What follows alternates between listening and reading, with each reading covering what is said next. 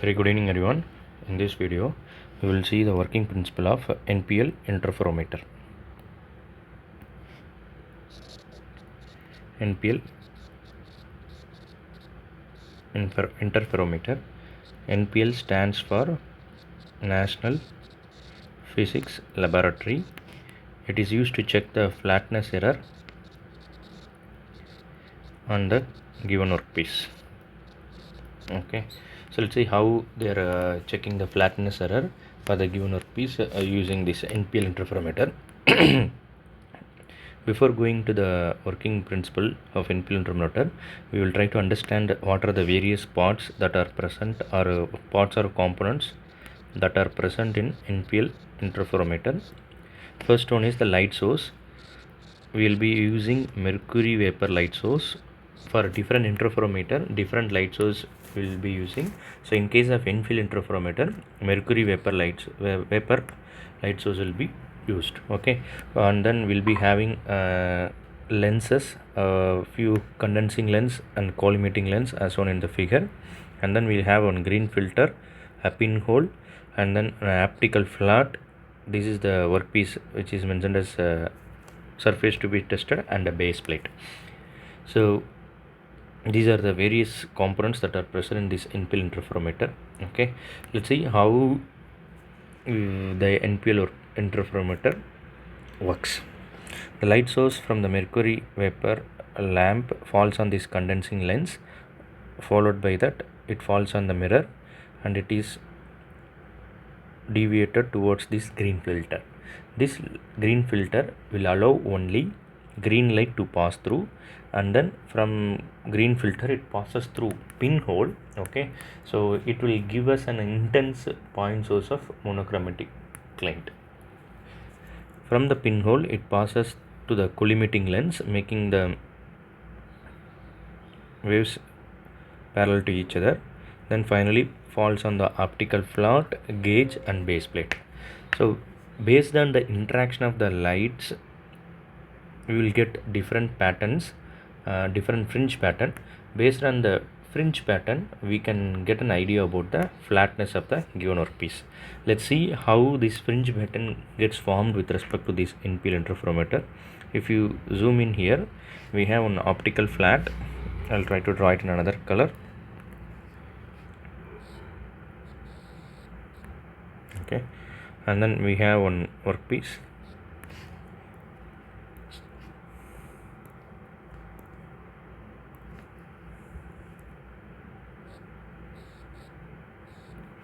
And the workpiece is rested on the base plate.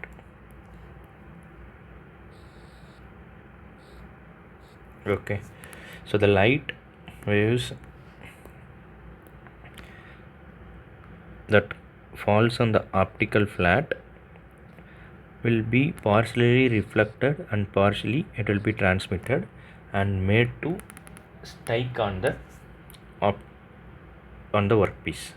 Similarly, here also the light will be made to pass through the optical flat. Partially some will be reflected and some may be transmitted to the base plate.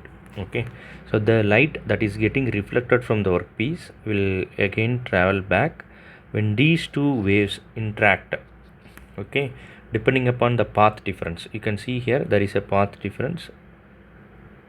This is the path difference between these two waves. Okay, let us write that A, B, C.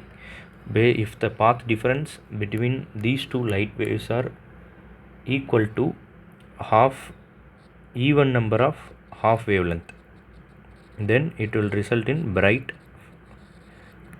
fringe. In case if the path difference between these two, 1 and 2, these two waves are equal to odd number of half wavelength, it will result in dark fringes. Okay, so based on this bright and dark fringe pattern presence, we can get an idea about the flatness error.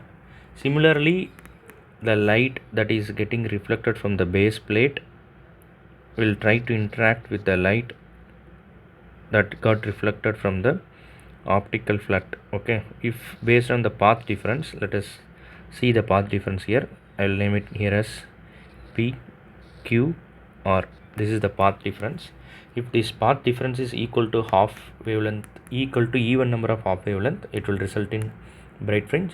If it is equal to odd number of half wavelength, half of wavelength, then it will result in dark fringes. Okay, so let's see how we can understand the flatness error in the given sample.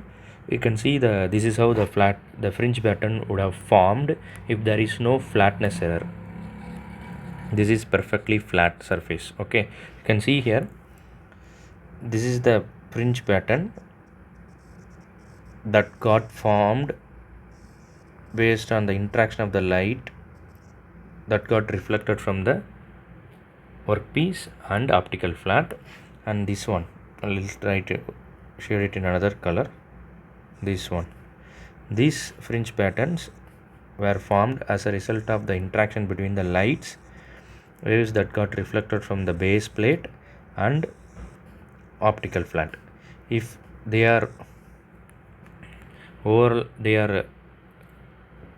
overlapping like like shown in this figure, then we can say that the sample is perfectly flat.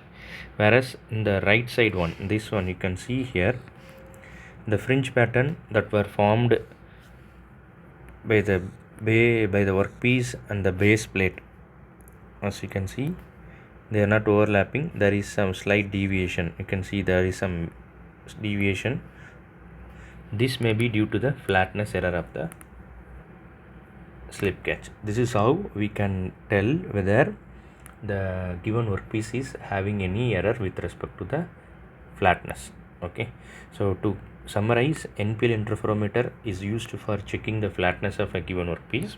Okay, the light source what we are using here is a mercury vapor lamp.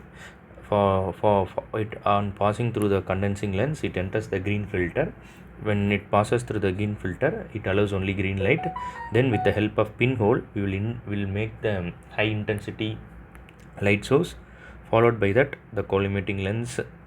The light will pass through the collimating lens and strike on the optical plate, gauge and base plate.